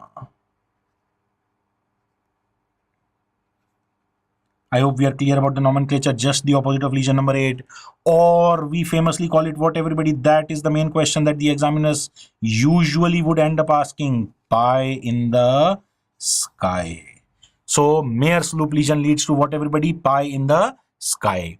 Meyers's loop passes inferiorly. That is why the visual field effect is superiorly. Everything is opposite. Opposite is the key here, everybody. I hope we understand this. Pie in the sky is due to temporal lobe lesion. If I want to remember it, I actually use a mnemonic to remember it. I will give you the mnemonic here. TIPS. Tips. T for what, everybody? Everybody. T for which lobe are we talking about? Temporal lobe. I for inferior optic radiations. PS, everybody. PS is pie in the sky. So everybody again revise. Temporal lobe has which optic radiations? Inferior. And that is why the visual field effect is pie in the sky. That is how we can remember very quickly lesion number 9. If you remember this, the opposite becomes pie on the floor. Parietal lobe superior, pie on the floor. It does not become a mnemonic. I'm just writing it. PSPF doesn't become a mnemonic. Am I absolutely clear about this? Now, just like parietal lobe, everybody, we discussed that if it is a temporal lobe lesion, again the lesion is in the cerebral cortex. That means there will be some additional features. So what are the features of a temporal lobe disease? So the temporal lobe usually presents with, everybody, uncinate fits, seizures, and hallucinations. This is what I remember since my days as an MBBS student, everybody, that whenever I heard temporal lobe disease, these are the three words which came out of my mouth: fits, seizures, and hallucinations. So these are the key to the diagnosis here if such a question is ever asked to us, everybody. I hope we are clear about lesion number 8 and 9. If not, everybody, I will just draw a very simple line diagram for you here, everybody. I hope you will be able to comprehend what am I saying. See this.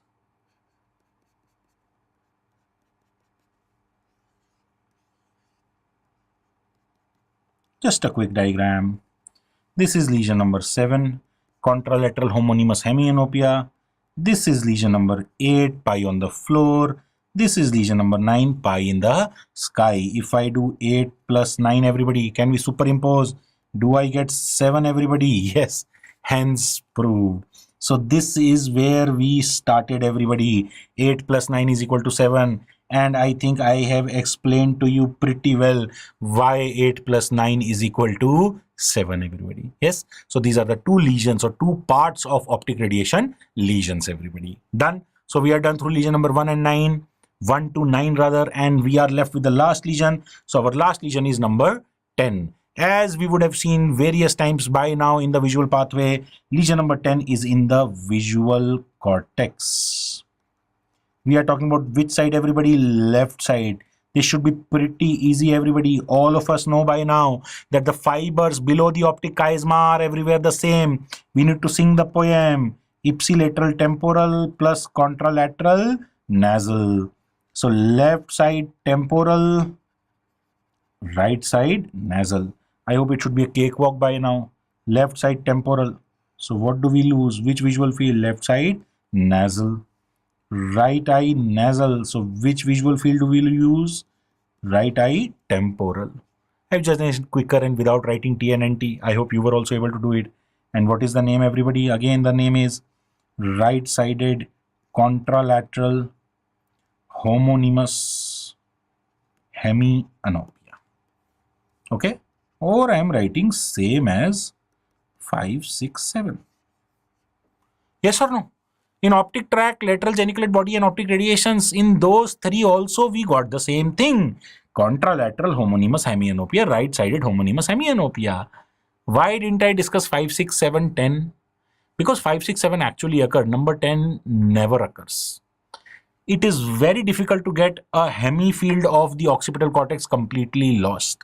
Usually what occurs is either 10A or 10B. That means visual cortex does not get lost on one side altogether. Either a part of it or another part of it get lost. Confused? Let's solve your confusion, everybody. So let's see. I will again draw cut section just like the previous one we had seen. This time by hand. This is my occipital lobe. This is my temporal, parietal, whatever you can say, frontal, parietal and temporal. Now, occipital lobe is supplied by mainly the posterior cerebral artery, except a very small part which is supplied by the middle cerebral artery. This part which is supplied by the middle cerebral artery we call as the tip of cortex. This part, everybody, this part, tip of cortex. Usually the cause of lesion here is trauma. If you have ever seen movies, everybody, somebody comes from behind holding a stick in one hand and duck. So this is where you will get hurt. Okay. So usually we see that the tip of the cortex is lesioned in cases of trauma to the head, skull trauma, head trauma. Am I clear to everybody? Now, how does it make a difference in our visual field defect presentation? We say usually you will either get a MCA lesion or a PCA lesion. If you get an MCA lesion, everybody, then only the tip of the cortex will be lost.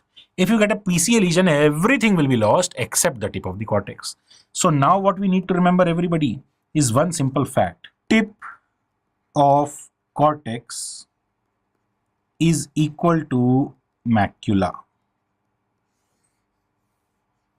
In simple words, what am I trying to say?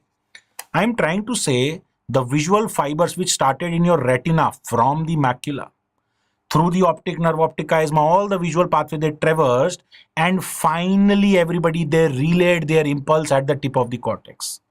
Please remember, every single point in your retina has a predestined relay point in your cortex. So the fibers which start from the macula in your retina are predestined to relay their impulse at the tip of the cortex. So when tip of the cortex gets destroyed, basically which vision is getting destroyed? The vision which is being subserved by the macular fiber. We already know macula gives us which vision, everybody? Central vision. So what would be lost, everybody? Only the central vision. But which central vision, everybody? It is below the optic chiasma. So it will be homonymous. It will be contralateral. Let's see how it will look like. Lesion number 10A, everybody. So lesion number 10A, I am calling lesion of tip of cortex. In bracket, I am writing area supplied by the middle cerebral artery. We are talking about which side? Left side. So what are the fibers lost? I will simply say the macular representation of ipsilateral temporal plus contralateral nasal fibers. Now, that means ipsilateral temporal, contralateral nasal, that which visual fields will be lost? We already know this visual field and this visual field. Yes, through whatever we have done till now, contralateral homonymous hemianopia is going to occur. But the macular representation means only the central part. So everybody, this and this. I hope I'm making sense here. I hope I'm being able to make you understand, everybody. That means this is right-sided, or I can say contralateral homonymous macular defect.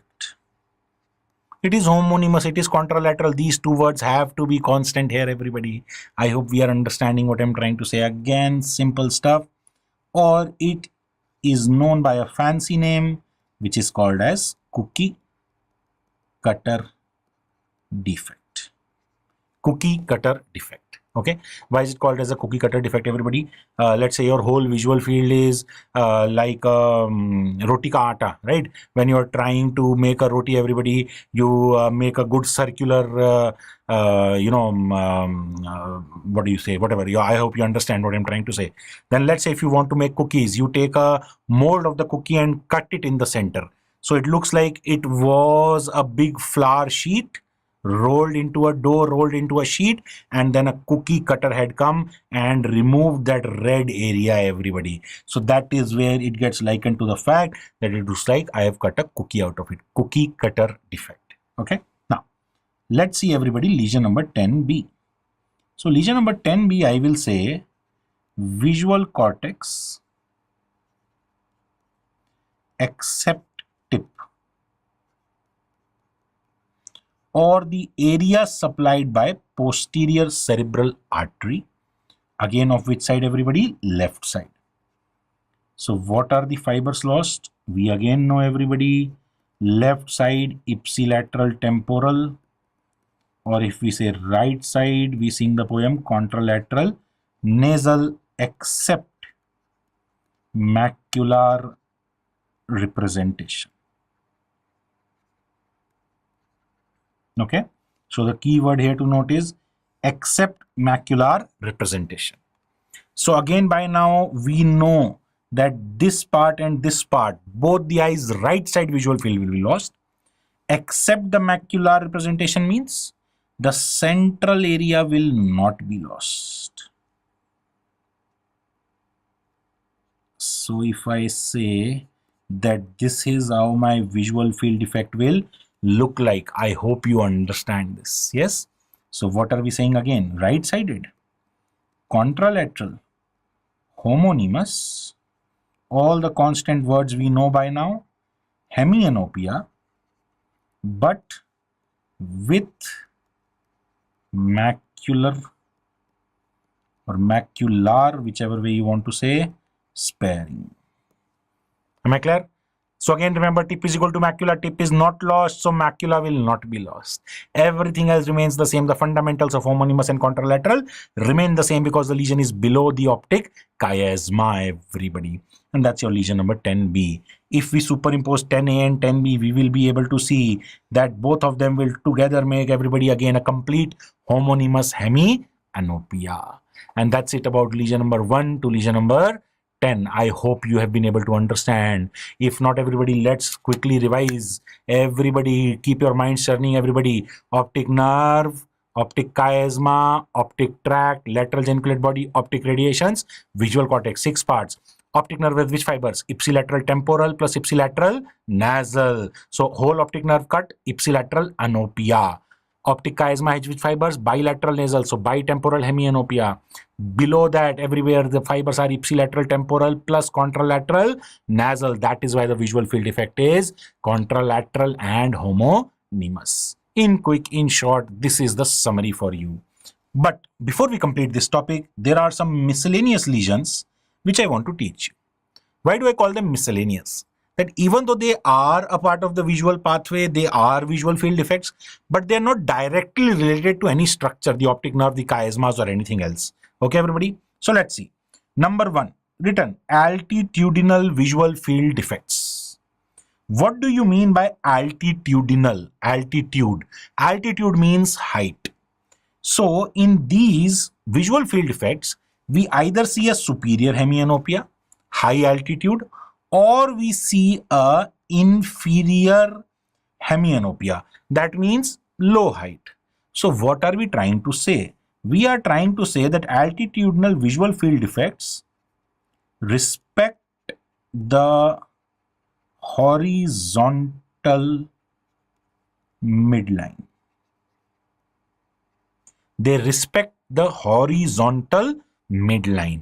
Either they will be superior or they will be inferior. There will be no funda of temporal or nasal hair. They will not cross from superior to inferior or inferior to superior. I hope you understand it very easily. Now, the question comes, what are the diseases which cause this? So the mnemonic for that is Goa, G-O-A. I know you are studying, you can't go to Goa unless you are in Goa. G for glaucoma, O for optic disc drusen, and A for a disease which is anterior ischemic optic neuropathy.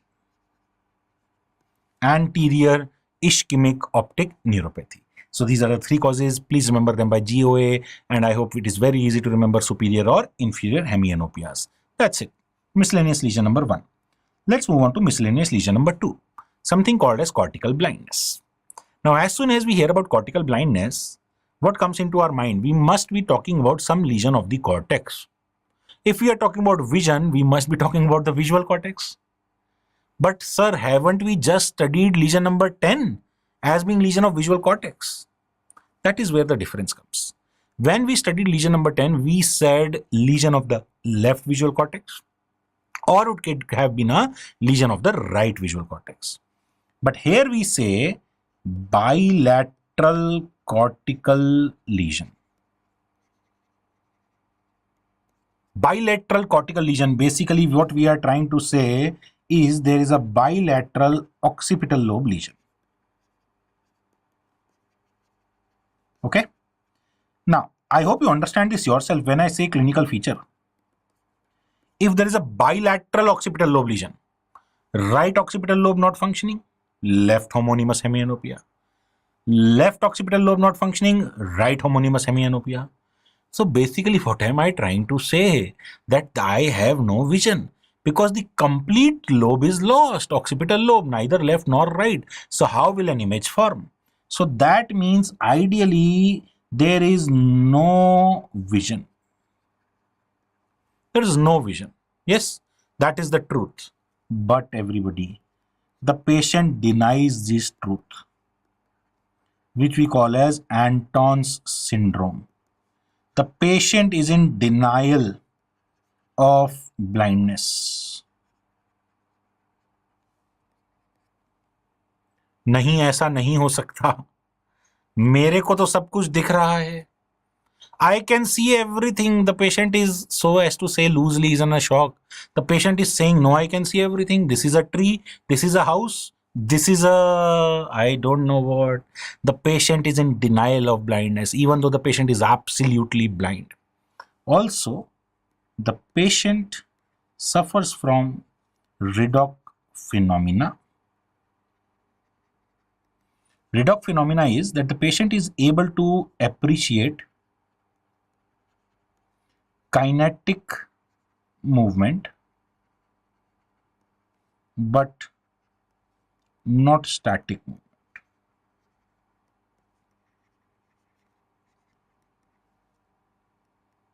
Appreciate kinetic but not static. I'm using the word appreciate. I'm not using see. The patient is blind. Please understand, the patient does not have any vision. So I am not saying that the patient can see kinetic objects. I am just saying the patient can appreciate. Even though a patient is blind, if you move a hand in front of it, the patient may be able to perceive or appreciate a movement. But if something is standing, there is no movement, the patient cannot even appreciate that. I hope you understand the meaning of this. So there is no vision, Anton syndrome, and redox phenomena. These are the clinical features, right? Now the question comes, because the patient is in denial of blindness, the patient is saying, no, I can see everything.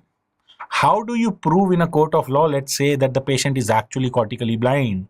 The patient is in denial of blindness. You cannot believe the testimony of the subject in this case. So we say, to conclusively diagnose and prove beyond doubt that the patient has cortical blindness, we need to do a test which is called as VEP, or visual evoked potentials. Meaning what, everybody? It's just like EEG. EEG is electroencephalography, basically electrical activity recording of the whole cortex. I am saying don't record the electrical activity of the whole brain or the whole cerebral cortex. Just place the electrodes on the occipital lobe. Now, when will occipital lobe generate an impulse? When the visual impulse comes from optic nerve, optic chiasma, optic tract, LGB, optic radiation to the cortex functions and it generates a visual impulse. But in case of cortical blindness, everybody, VEP will be absolutely absent because there is bilateral cortical lesion. Yes or no? Cortical blindness, beyond doubt, VEP will be absent. I hope I am absolutely making myself pretty clear here. Yes? Now, VEP can be used to differentiate between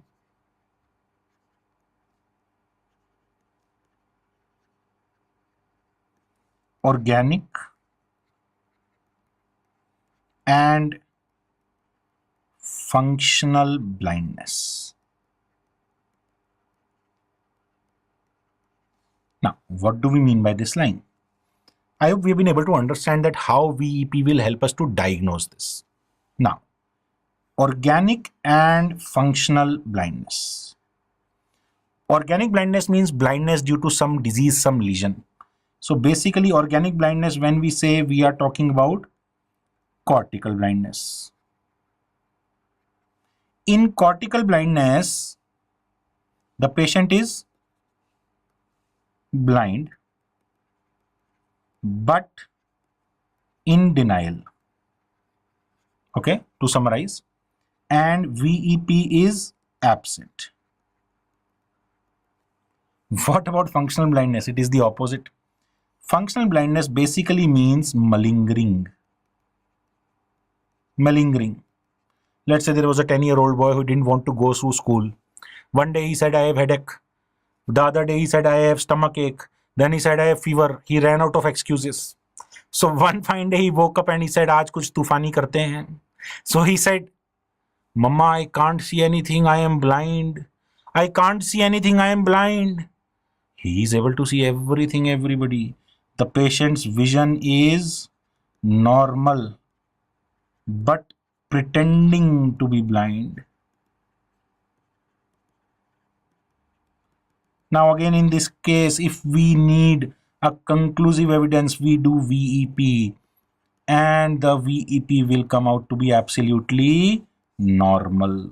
I hope you understand both the contrasting cases, everybody, and how VEP can be used to differentiate between organic and functional blindness. The child who is saying, I can't see anything, as soon as he opens his eyes, the visual pathway will get activated, the image will form, and the cortex will generate impulses, everybody. Yes? So I hope you understand how to differentiate between these two cases, and that's all about cortical blindness. Now, moving on to other miscellaneous lesions that we want to study, everybody.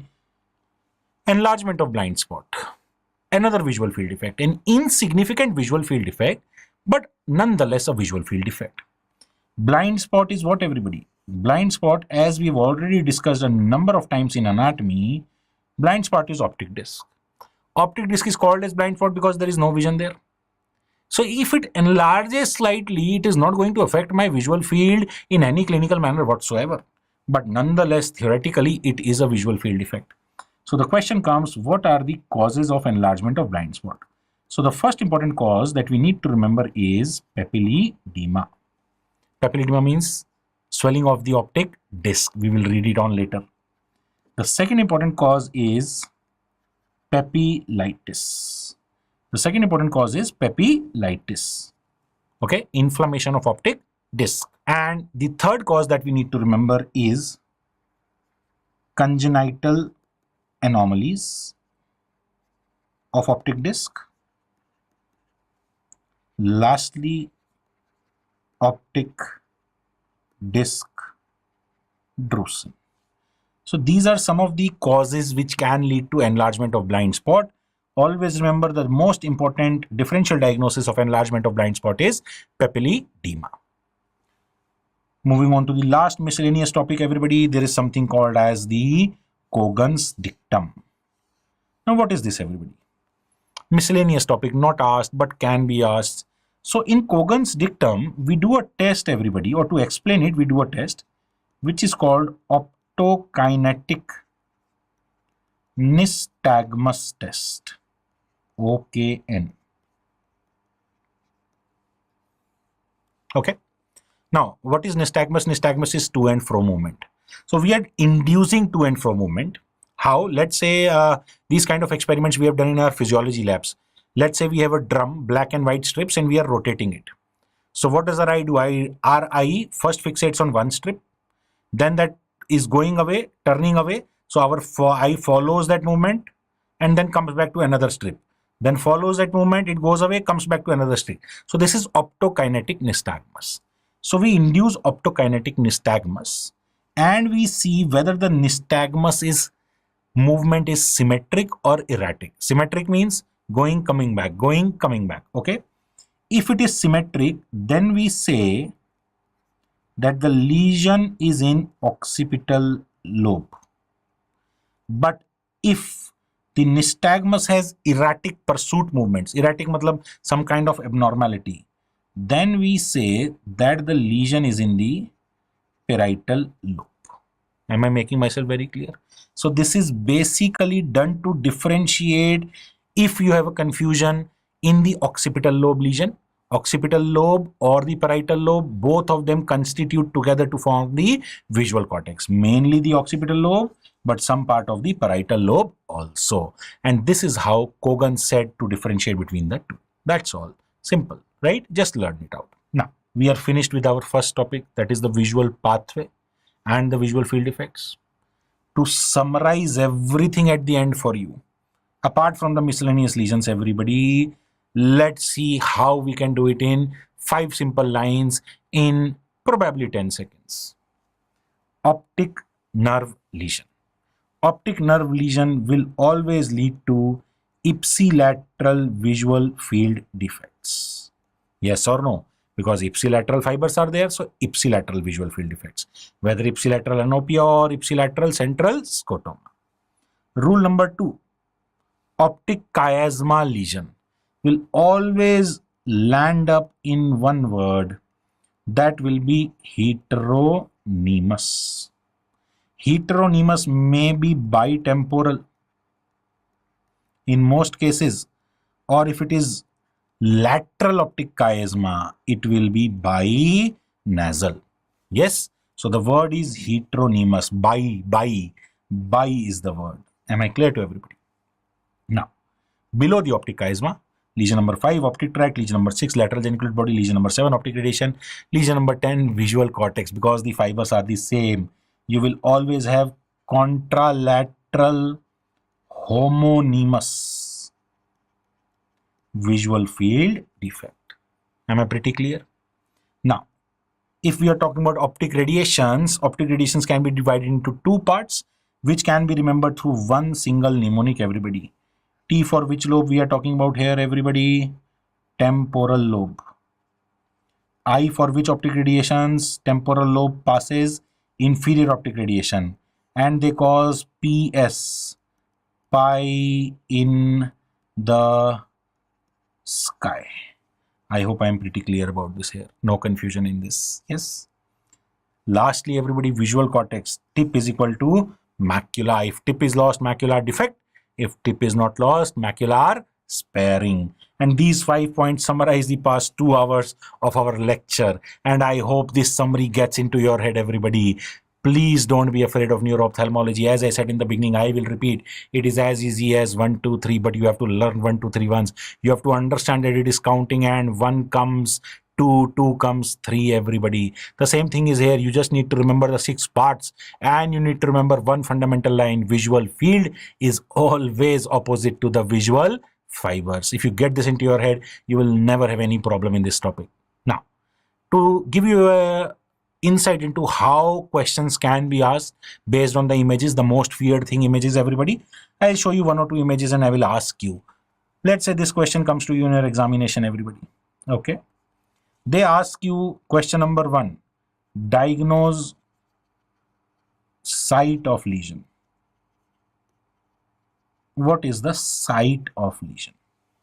Now, everybody, take a minute. Try and answer this. Don't jump to the answer. That is the first mistake we do. We think that we are born with the answers. We are not. Your brain needs to work. You have just studied. Think about it. Write down the name of the lesion. Okay? What is the lesion? This is anybody? Anybody saying first word left? Can I hear left? Left visual field, left side. Right visual field, left side. So is anybody saying homonymous? Is anybody saying hemianopia? I know some of you are. So is it left homonymous hemianopia? No, it is not. It is left homonymous hemianopia with macular sparing. Yes, everybody. So see, this is the first thing that you needed to have done as soon as you saw this image. So if I draw it for you, everybody, see this. The same way we had drawn in our notes, but instead of right-sided, this is left-sided. As soon as we know it is left-sided, that means the lesion has to be towards which side? Right side, because it is always contralateral. That is where your answer comes. The option will confuse you between left and right. That is the first thing that the options will do. So this is right-sided visual cortex except tip. I hope we are pretty clear about the answer. Yes. Now, let's see another, everybody. Can you identify? Identify, that's all. Identify this visual field defect. What is this, everybody? What is this? What is this? What is this? What is this? What is this? See this line, see this line, see this line. Yes, everybody, this is superior hemianopia, or I will say superior altitudinal visual field defect. That's all, guys. See what we have drawn in our pen and paper, everybody. Only that can be asked to you. Nothing else, nothing new, everybody. This is not out of the world. This is an easy topic. I hope we have been able to understand and enjoy this topic at the same time, everybody. Now we'll be starting with our part 2 in neuro-ophthalmology. That is pupillary reflexes.